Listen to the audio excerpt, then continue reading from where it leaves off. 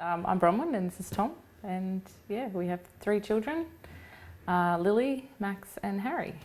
Our 2 boys, both born with albinism, which is a genetic condition, which means they don't produce melanin, so they have fair skin, white hair, and it also means they're vision impaired.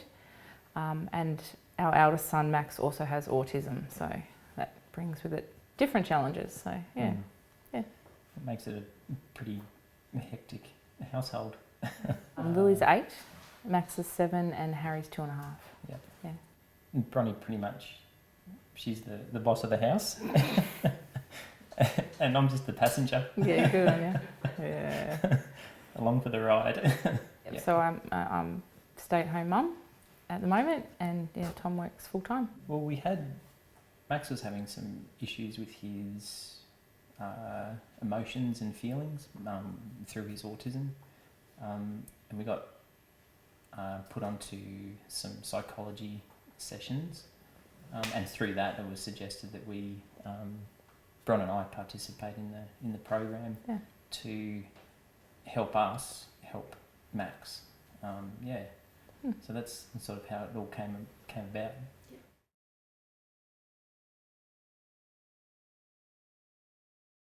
We found it really good.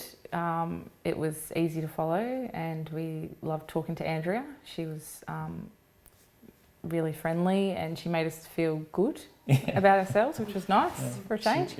She was very positive. Yeah. I think, for me it was because we'd done some positive parenting before, when Lily was a baby. It was good to sort of revisit that stuff that we'd probably maybe not forgotten, but we'd forgotten. Yeah, we'd forgotten. Yeah. And in the, I don't know, I suppose the hustle and bustle of family life, you kind of, you do sort of move on from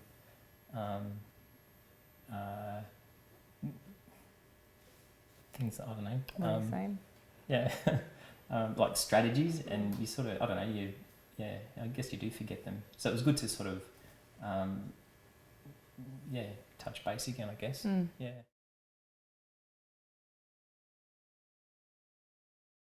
I loved doing it over the phone. I found it more private.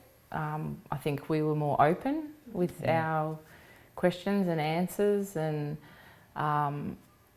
another thing I liked, which I don't know if it's going to sound good, but we didn't have to sit and listen about how good or how bad other people's children are.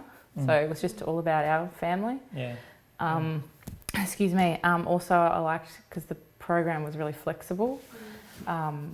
We had a few, things pop up in our life, and I would just ring up and say, I'm really sorry, but this week we're just going to have to put it off, and that was good. Like, I didn't feel like we were missing the program because we could reschedule to the following week. So that was good. Yeah, just pick up where we left off. Yeah. And I guess that was the other thing about flexibility, having the kids in bed and then doing the phone service. So it was kind of later at night.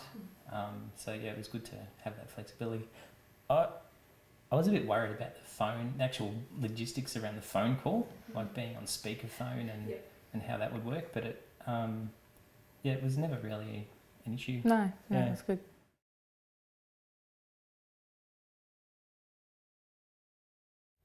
Using behaviour charts has worked wonders with our kids. We loved the strategies that we learnt through the program. They helped us in lots of ways. They helped us sort of change our behaviour to help the children and to help the kids. Getting back to the charts, our kids loved them, and it wasn't just for Max. It worked with Lily as well, and I think once she saw Max, using the charts, she wanted to get involved as well. And the planning out high risk situations, like that's been really good, because we've had a lot of those sort of in the last couple of months. And we've got through them. Yeah, we've had some good successes with different things.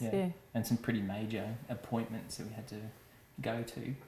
yeah, and we just followed the plan. We were prepared.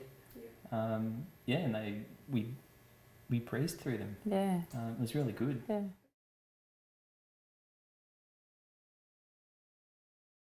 I think we're a lot more calmer. We're doing a lot less yelling. All of us, yeah, which is good. I think also for me, because Bron's kind of, you know, Bron's the boss. You know, I'm sort of like, you know, they don't really have to listen to what Dad says, so they can kind of get away with a lot more. But I think because he's at work and I'm home with them more. Yeah, that's what you mean. So this has helped a lot with kind of bringing the respect back a little. Yeah, I mean, there's a lot of work to do, but you know, we're getting there. We're listening to each other better and respecting each other better, I guess, in that way. And everyone's, you know, we're not well behaved and perfect and happy all the time, but at least now we know with these strategies that we can, you know, get through those difficult times. And we're having a lot nicer dinner times too. One of the things that Andrea told us about was sitting down at the table and excuse me, and you know, as a family, and each person taking a turns and telling them what made them smile for the day. We've been doing that, and it's made dinner times a lot more calmer and nicer. Has. Much nicer, yeah. And a bit more fun. Yeah. Yeah. Yeah, it's funny, the kids even ask me at breakfast time, what's made you smile today, Mum? So, yeah, it's good.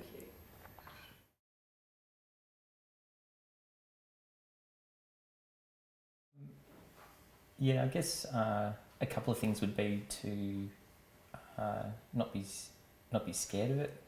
I guess embrace it, and there's no right or wrong, or there's no wrong way of doing it. There's no fail, so it's all pretty easy and good. Yeah. That would be kind of the main sort of advice, I suppose. For me, would be to